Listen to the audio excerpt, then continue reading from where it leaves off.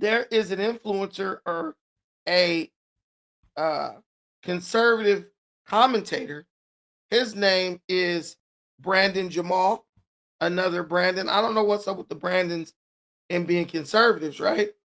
But bro was recently at a family get together, and he was viciously attacked. He was viciously attacked by his own female cousin for simply saying that he doesn't think Jasmine Crockett should run for Senate. He said minutes before, he says him and his cousin, they were having like great conversation. They hugged up, they taking pictures. This one of his favorite cousins, according to him. And as he's leaving, he says something about Jasmine Crockett. Boom, she's all over him. A woman, black woman. She's a woman. She knows she can't beat this dude up. But the people closest to you, they've been so radicalized. They've been so radicalized that they're willing to engage in self-destructive behavior just to keep, just not to hear the truth. Common sense. Jasmine Crockett has a very low chance of winning. She's never produced any type of bill or anything as a congresswoman that's ever been voted on or even debated or deliberated on. She's a do-nothing politician. And in America, from what I know, Americans don't tend to vote for do-nothing politicians, especially if they come from the opposing party. But I'll let you guys tap into this. So, y'all, my female cousin just did this to me because I said Jasmine Crockett is an idiot. My female cousin, my hard R female Kamala Harris, Jasmine Crockett voting for cousin, did this because I said Jasmine Crockett is an idiot. And then I simply said to her, who do you think? Mind you, I used to like Jasmine Crockett because she's black. And then I listened to her and was like, oh, this girl dumb. Like, do you know how much of an idiot you have to be as a black person to grow up in a good household and want to play ghetto for the internet and for people on TV? So then we was arguing and I'm leaving. I'm on the way out the door. And she slapped me and then tried to like scratch me. Like she came at me like I was a girl that she was fighting. So I tackled her, held her down. You know, I used to wrestle in school. Can't no girl hurt me unless you got a weapon. Like, you're a girl, I'm a man. I used to wrestle. And both my mama and my auntie right there, she's yelling at them, get him off of me. What are you going to do? Get him off of me. What are you going to do? I'm like, you did it, you idiot. So yeah, liberals love talking about how the other side is so bad. But this is what they do when you simply ask them a logical question. And do you know what made her lose her composure so much? Was when I said, who do you think watches Jasmine Crockett more? The person whose job is to be on the internet or the person who watches them in their free time? She said, you don't think I can watch her? I said, you see, this is what y'all do. I ask you a simple question and you can't answer it. And then she just, and look at my face. And that's the exact, let me tell you something. And when you look at these shooters and you look at these people who are shooting up these schools and doing crazy stuff, that's where they are. They're the same as her, just to a more extreme level. They're the same as her, just to a more extreme level. See, the programming has fully worked on her. So she went and used the best form of violence, the most effective form of violence that she was capable of. But see, different people are capable of different levels of violence. And this is what makes this so scary, because it's like, based on the amount of violence and pain and harm this person is capable of inflicting upon others, you don't know if you're going to get the cousin who jumps on you at a party, or you're going to get the guy who picks up a gun and goes and shoots up a university, or a mall or a store. It's dangerous, guys. How many conservatives do you see getting in fights at their family reunion or wherever over politics? I went to my uncle's house. I went to my uncle's house for Thanksgiving. Stopped by my cousin over there, everybody over there. We chilling. We're chilling. Trump gets brought up. Gaza gets brought up. I understand that. I'm the person who's doing this daily. I'm talking about this stuff daily. So of course I'm gonna have the most comprehensive understanding, and I'm gonna be the most informed out of everyone who's having the discussion. So immediately in my brain, the switch goes off. Hey, you gotta keep your composure.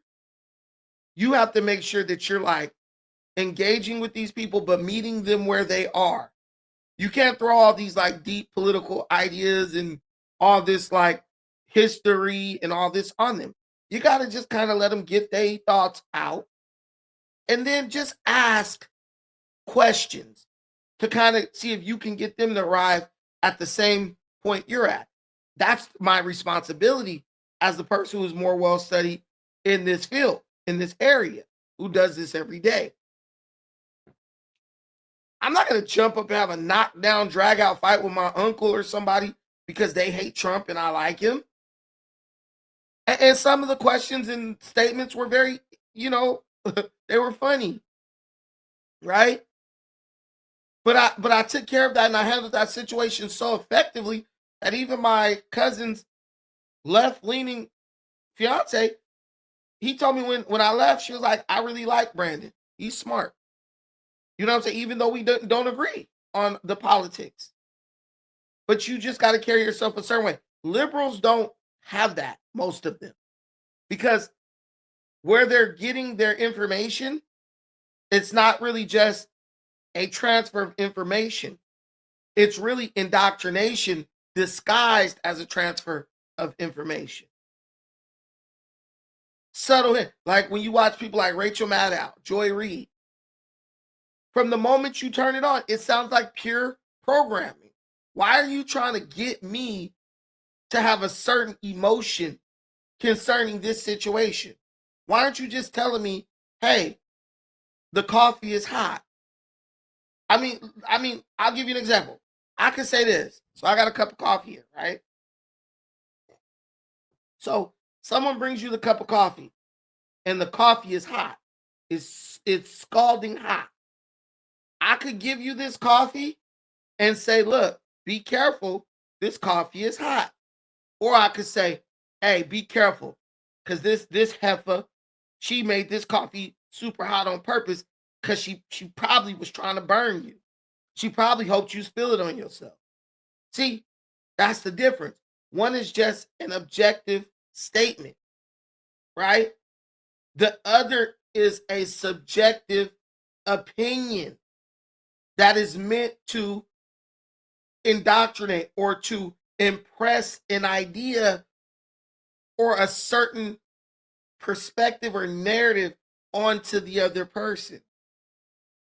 Either the coffee is hot because it's just hot, be careful, or the coffee was intentionally made to this temperature because the person who made the coffee had bad intentions and wanted you to hurt yourself. It's about how you say things, and that's what his cousin is a victim of. Look at my face. She lucky I ain't some bitch ass man who wants to hit a woman. I never want to get physical with a woman, ever. I don't like violence, period, much less with a woman. And if I was the type of bitch ass man that was looking for a reason to hit a woman, she'd be waking up off that floor instead of getting up because I let her up. Oh, and if you're wondering, you know I called the police. They're on the way right now.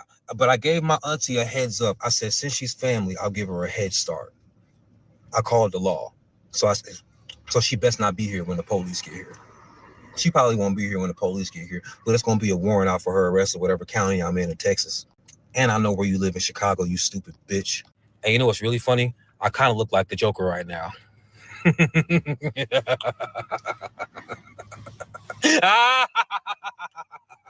You're going to jail, bitch. You know, I might as well finish this read while I'm waiting on the police. You that much of a fangirl for this blithering idiot that you gonna assault your cousin over it?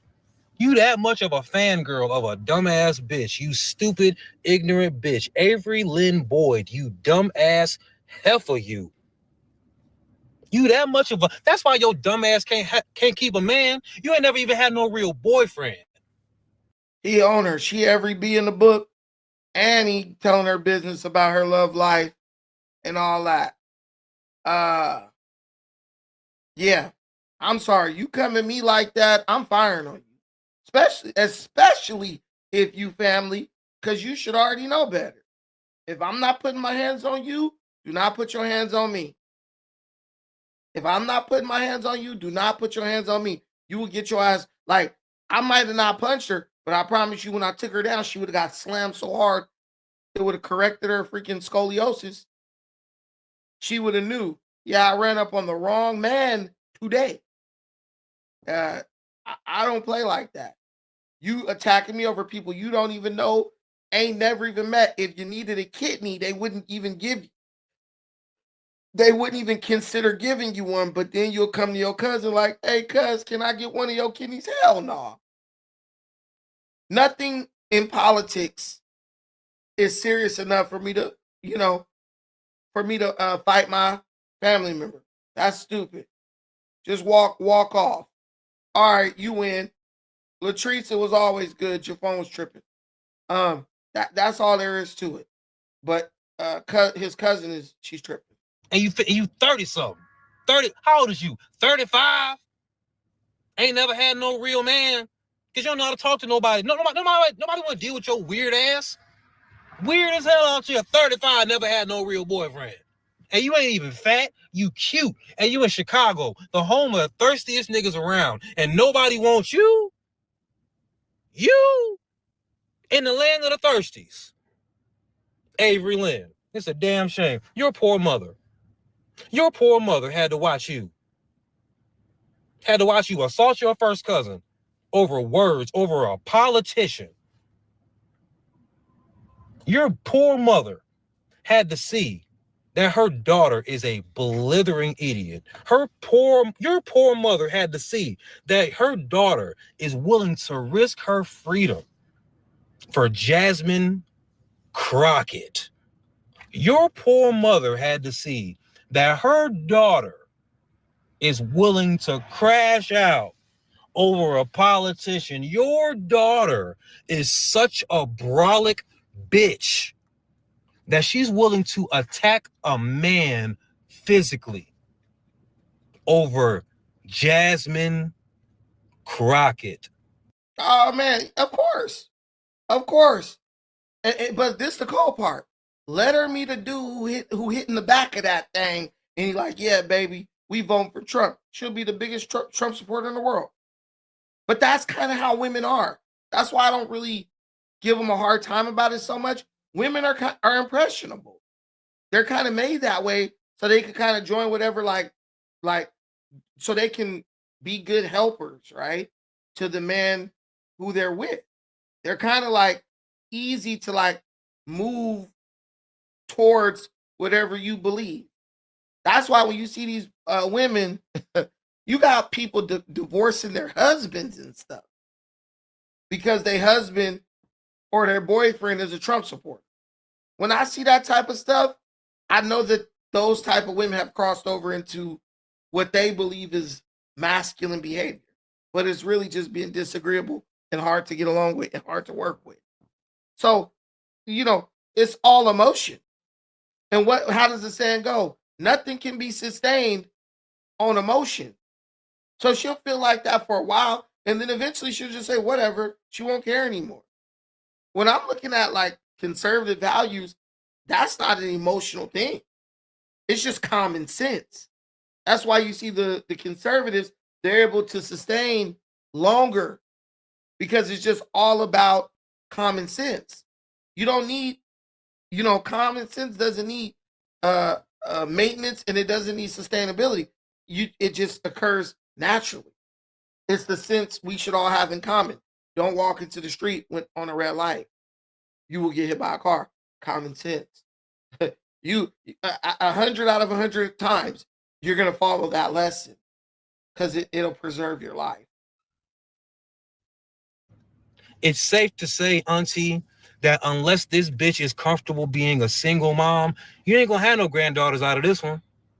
Because ain't no man in his right mind going to deal with this dumbass bitch long term. Now, if she's the type of stupid bitch that'll get pregnant by within 2 weeks of knowing them, 2 months or whatever, but no, I don't talk to her dumbass. She thinks she's worth the wait.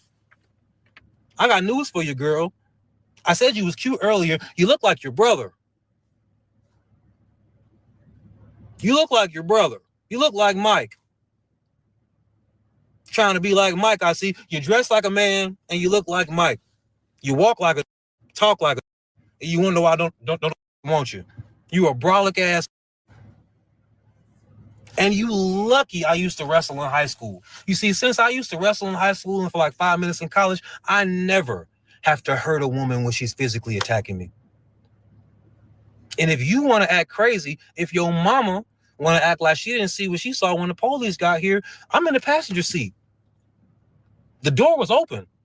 The driver saw everything. And she's a woman. That's the thing. When women be coming for me reckless, God be blessing me with a woman witness. Look at my face.